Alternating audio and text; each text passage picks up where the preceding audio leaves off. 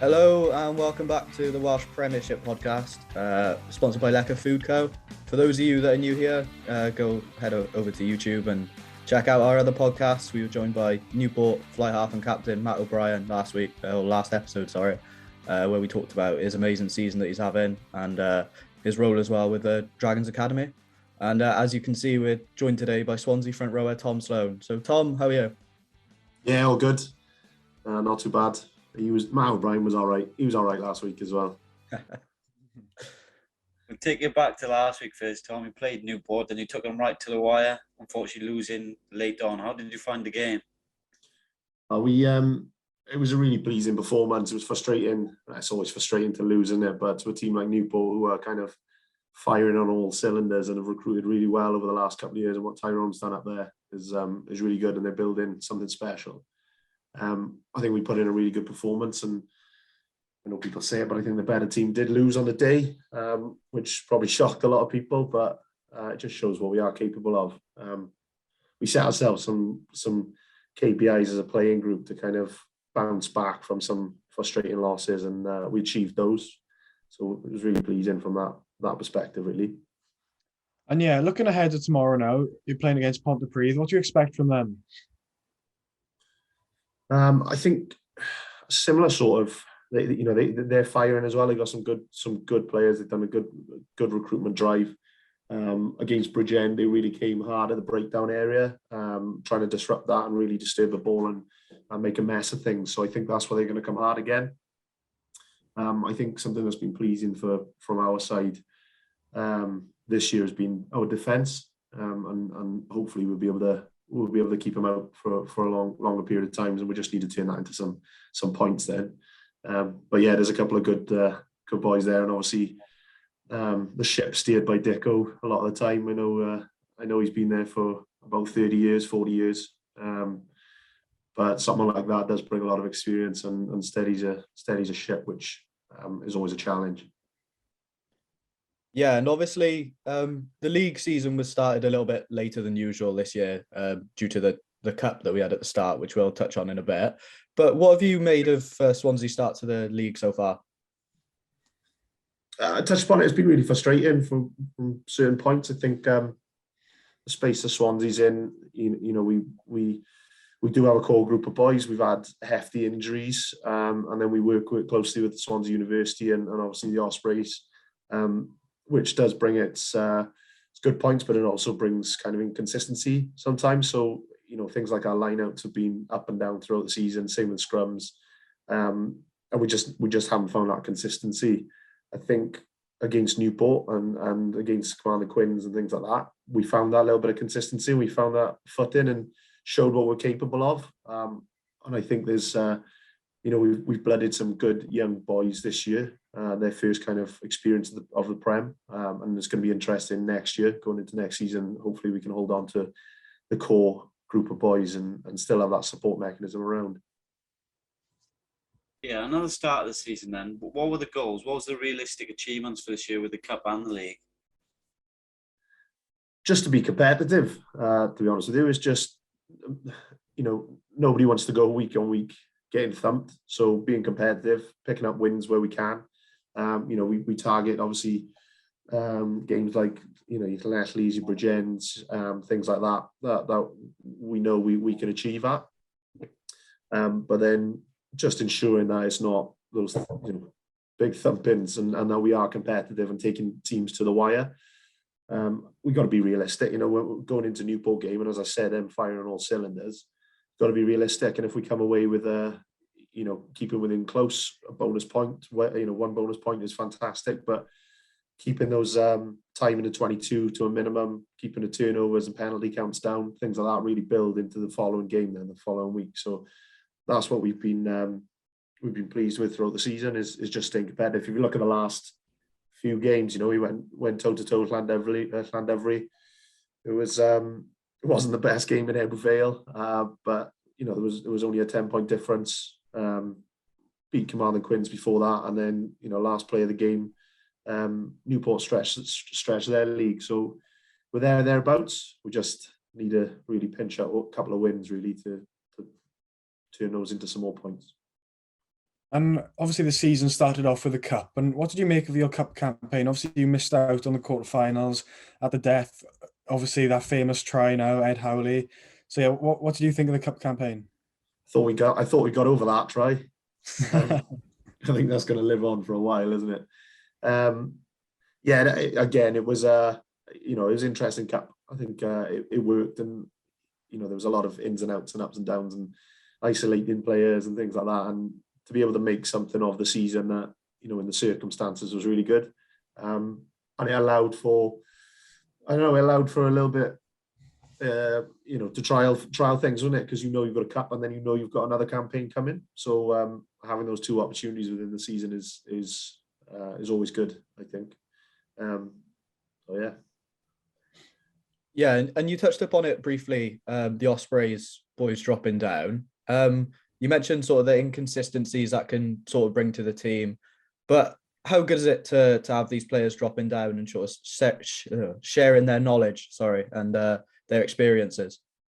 No, it's great. The relationship between Swansea RFC and the Ospreys has been great, and those players coming in to bolster the squad. When I talk about inconsistencies, it's more about we almost have to go over a few things just to make sure everyone's aligned and to make sure that calls don't warp into different calls and things like that, and everyone's just singing off the same hymn sheet. But there's been some really good players about at the moment. The likes of Will Hickey's come into the Ospreys setup this year, and he's class act. The likes of Max Nagy, as he said on his video the other day, everyone was calling him Nagy, but it's Max Nagy. It's great to have his experience and steadiness there. The likes of Hugh Sutton coming through Swansea University and into the Ospreys setup. There's some impressive talent, and then you've got younger boys that are coming in as well, like Josh Carrington scored a cracking try against Newport the other day. It's brilliant, and then obviously we've got the old Ed in Hanno Dirksen, who's been there, done it, and again steadies that ship in midfield, even though he does shout at me on the pitch on a regular basis. But that's what it's all about, isn't it? I think I give as good as I get as well. Yeah, and you touched upon the youngsters there. But what do you think the purpose of the Prem is then with the youngsters coming through and maybe development of these sort of players? It's a big question, isn't it? It's the big question. I think it's vital, that these youngsters coming through get to play in the Prem. I know there's talk about a big gap, but closing that gap, and you talk about players coming through in their local clubs and learning their trade, and it was always about learning your trade and getting your head stuffed in a local derby in the mud and bullets down in wherever it may be. And it's a similar thing, the level really ramps up, especially when they come up from youth and they see the physicality, and I think it just does prepare them in a different way. And it's something that you can't get from just training and playing players your same age or who haven't been around for 10 years. You come up against teams like Aberavon who've got boys who've, like myself, well weathered, I think is a good term. It just makes you think a little bit differently about your rugby. And I understand that the structure might be different and the quality might be different, but it definitely helps and supports. And going forward, it would be great to see that gap close, and that there's more support for the Prem to be that kind of linchpin. Yeah, and obviously you touched upon him earlier there, but you've had Hanno Dirksen join the club this season. What's it been like having someone with that much experience playing, and how do the younger players learn off him? He's a Sappuccino, we call him. No, someone like Hanno he has been around, and we've been lucky through the years to have people drop in, and it's just good. It's good for morale. It's good for experience. They have been there. They have done it. They have been in the top of the game. We had the likes of controversial Rob McCusker a year or two ago.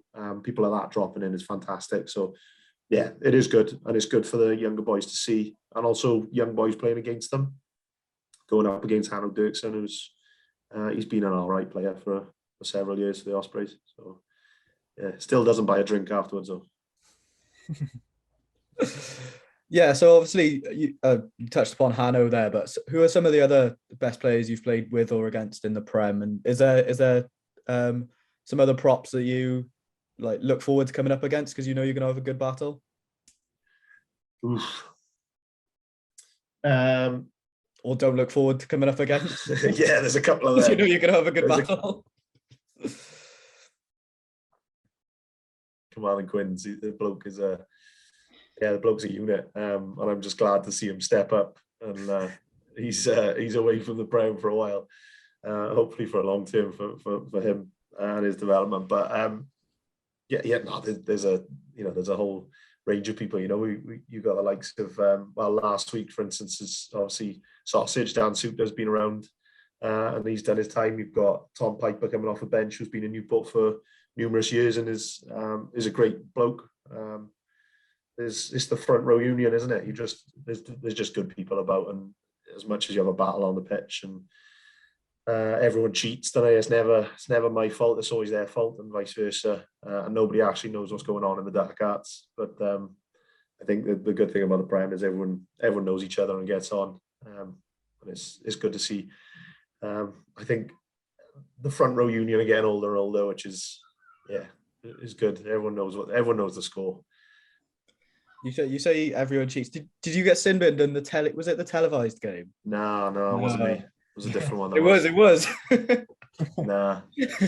I think that was a combination of team offences, and he just picked on me because I was. I think you had a couple in that game, didn't you? No, what are you on about? Not you, but yeah. There's been a few yellow cards, but like I said, we're just taking one for the team, isn't it? I think Hanno's had a couple as well. I'll throw him back under the bus. He's had a few yellows. That's a caution that comes with playing in the front row, though, isn't it? Yeah, exactly. And I think competition's getting better and better, and things do happen. Nobody knows what happens, but things do happen, and the referee's got to make a decision at the end of the day.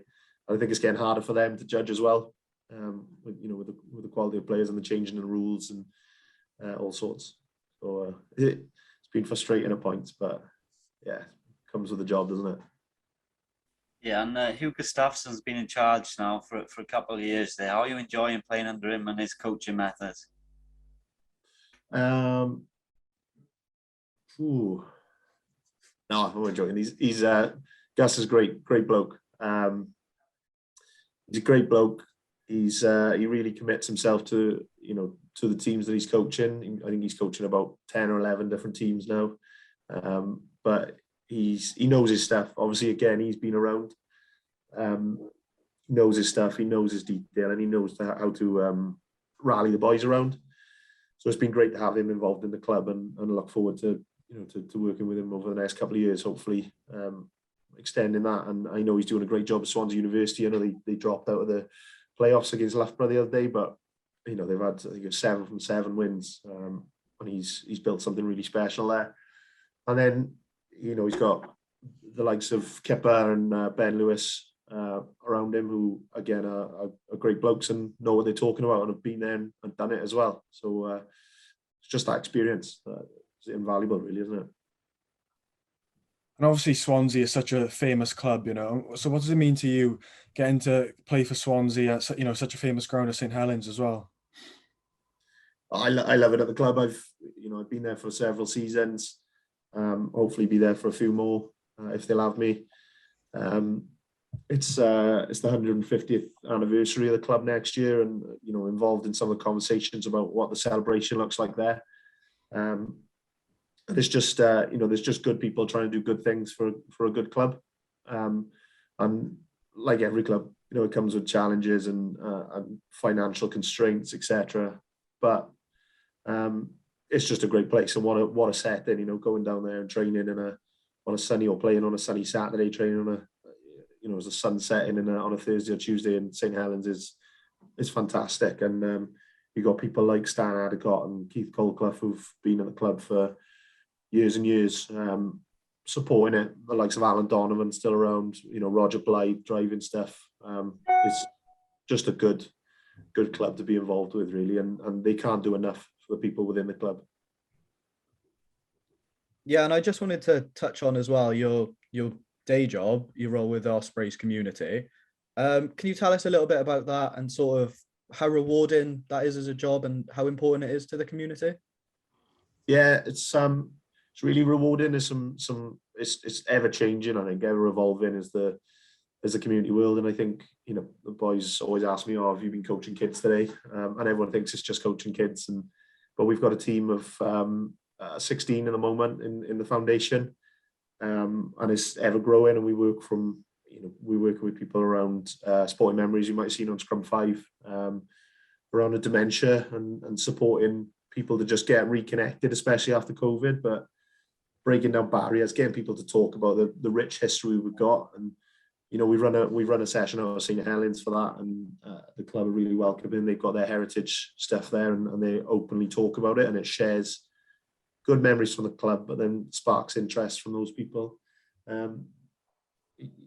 We're supporting a lot of secondary school pupils at the moment to stay in education or look for employment, and helping to shape their lives going forward in a tackle program. And that we're very fortunate to be funded by National Lottery for the next 3 years for that program. So it is ever changing, but it's just good to, I think that's good because it keeps it fresh and moving all the time. But I think a community focus is what everyone needs at the moment, and getting people back out, getting active, getting people, you know, reconnected and talking to each other and supporting different projects and programs. And there's some really exciting stuff on the horizon coming up around, you know, men's mental health. How do we support that, and how do we help the clubs to kind of open those conversations and break down stigma even further? So looking forward to getting those going.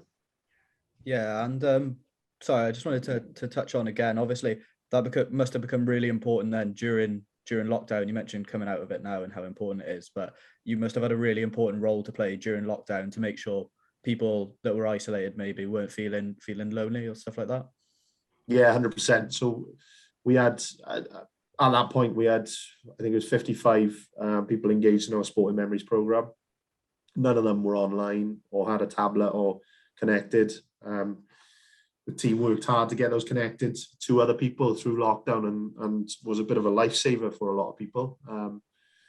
Similarly to, you know, getting the youngsters back out and active, we run an event the other day in partnership with Action for Children, and it's looking at classroom-based mental health and well-being conversations and coping strategies, and building resilience in young people. But then we're coupling it with physical activity out on the playground as a release. And the feedback that we're having from teachers, parents, and the kids is huge, that people now know how to cope with things and how to relieve their stress. And that's what we set up for in 2015, is just to try and support people through, you know, through whatever they might be going through or whatever their journey is.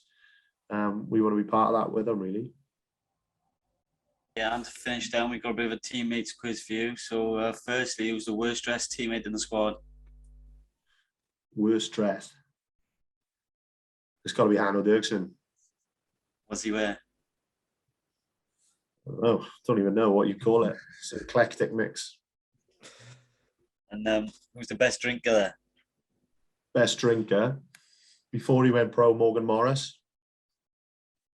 Definitely a good swig. But John Fox is always looking a little bit beady-eyed on a Sunday morning, or even midweek sometimes. Especially now he's always injured.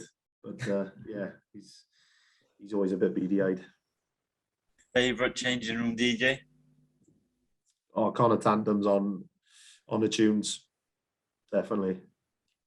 And the biggest liability on a night out? Liam Seaward. He is a social hand grenade. I was going to say, there wasn't any hesitation there, was there? No, it's always a scrum half, isn't it? True. Little man syndrome, see? And if you were stuck on a desert island, who's the one teammate you'd most like to be with and the one you'd least like to be with? Oh, good question. On a desert island. Got to be another front row union, isn't it? Let's say Owen Thomas. And least likely to be on it with. I don't know, Matthew Dodd, because he'd probably injure himself and I'd have to look after him. He's made of chocolate. I think Hanno would probably be pretty handy on a desert island, wouldn't he? Sort of catch a fish with his bare hands or something. Yeah, be too many arguments, I think. All right, that's a wrap for this episode then. Cheers for joining us, Tom. Cheers, guys. Appreciate it. Thanks to those of you that are watching as well. Remember to go check us out on social media at Welsh Prem Pod, and leave a like on the YouTube video as well, and subscribe. Thanks to Lecker Food Co as well, our sponsors. We'll be back next week with another weekly review podcast, and in 2 weeks' time with another guest podcast. Thank you and goodbye.